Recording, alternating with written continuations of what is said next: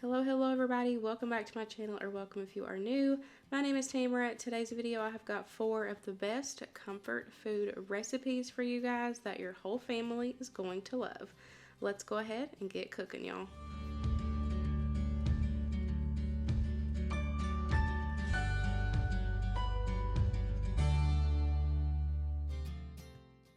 First up is French onion pork chops. Y'all know we are obsessed with anything French onion, and I knew I needed to try these when I found this recipe online.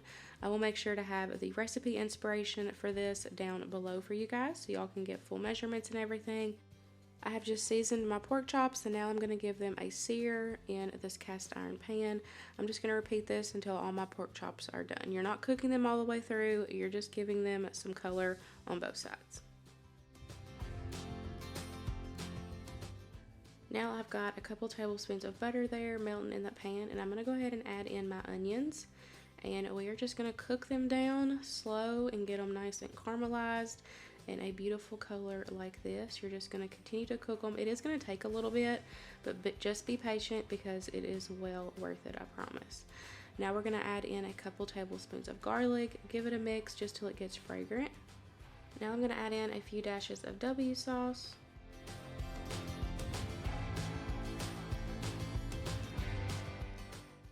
We're going to add in a couple tablespoons of flour and just start mixing that around. It's going to start thickening up. We're going to let it cook for a few minutes to cook that flour taste out before we add in our beef broth.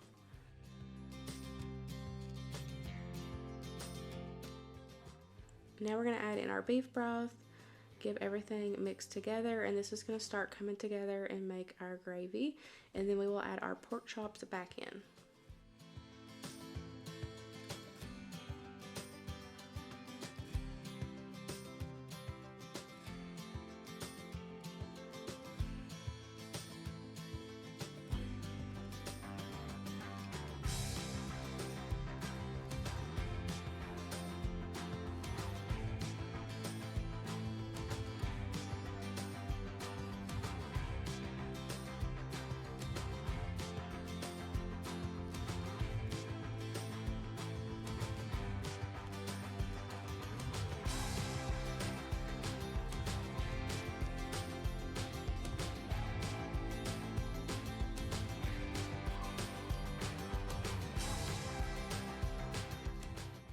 Once we get all our pork chops back in, I'm going to go ahead and put this in the oven at 350 for about 15 to 20 minutes.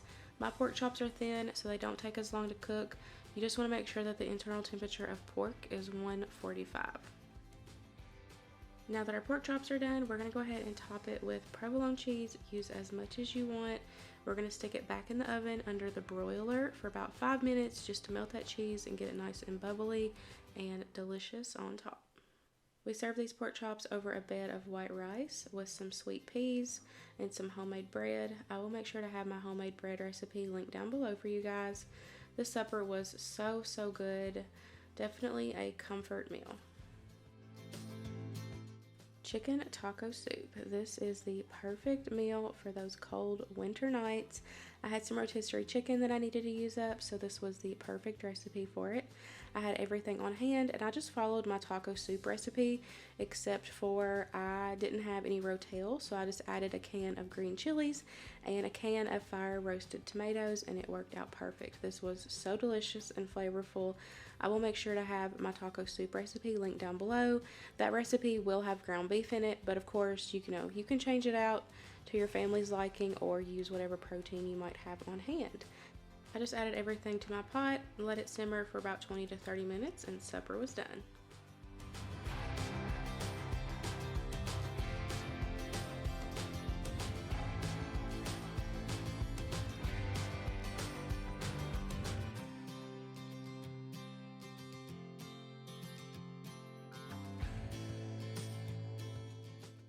I served it with some sour cream, some cheese, and some chips. Isn't it great when you can make a supper in one dish and not have to worry about any other dishes? This was super easy to put together and delicious. I've got my cast iron pan there with a little bit of oil. I'm going to go ahead and cook up a half a pack of bacon. I have just sliced it up pretty thin. We're just going to render that down. Now that our bacon's looking good, we're going to go ahead and add in about a half of a chopped onion.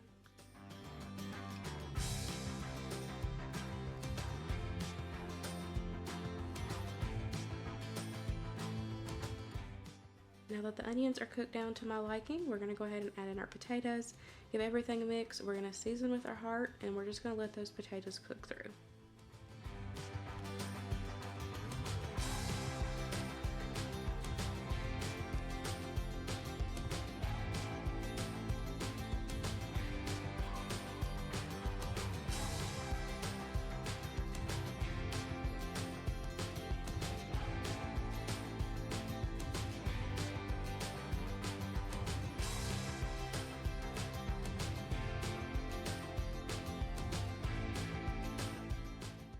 Now I've got my oven preheated at 350 degrees. We're going to go ahead and drop our eggs on top of our potatoes. I did make a little bit of a well, just that way that the eggs would kind of sit down in that little well. I did 4 eggs for this one, but of course you can use, however many eggs per person that you need or want for your family. But then we're just going to put this in the oven, and we're going to let the eggs cook through to your liking. Of course, if you want them runny or, cooked all the way through, that's just a personal preference, so whatever you like. This is a great way to change up breakfast for supper.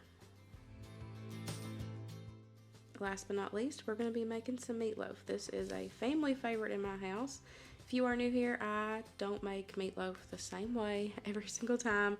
Sometimes I add in peppers and onions, sometimes I don't. This time I am adding in some tricolor peppers and some chopped onions. I prefer doing them in my chopper because I like them, for me personally, texture issues, I like them to be super fine. And I can also hide them from Winston when they're really little like this, because he loves meatloaf, you guys, loves it. So I'm gonna go ahead, I've got 3 pounds of hamburger meat there. I've got my peppers and onions. I add in some breadcrumbs, some W sauce, season with your heart, salt, pepper, garlic powder, onion powder, paprika, whatever your little heart desires. And then I do 1 egg per pound of ground beef. And we're just going to get everything mixed together and then get it shaped and get it put in the oven.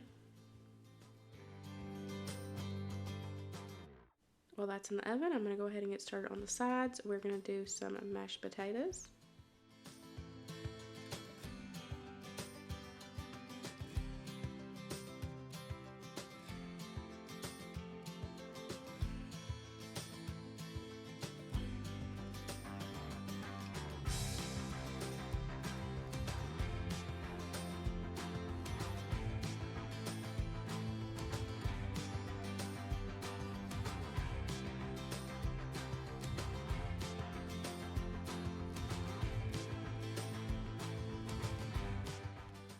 And we're also going to have some of our fresh corn that we put up back in July.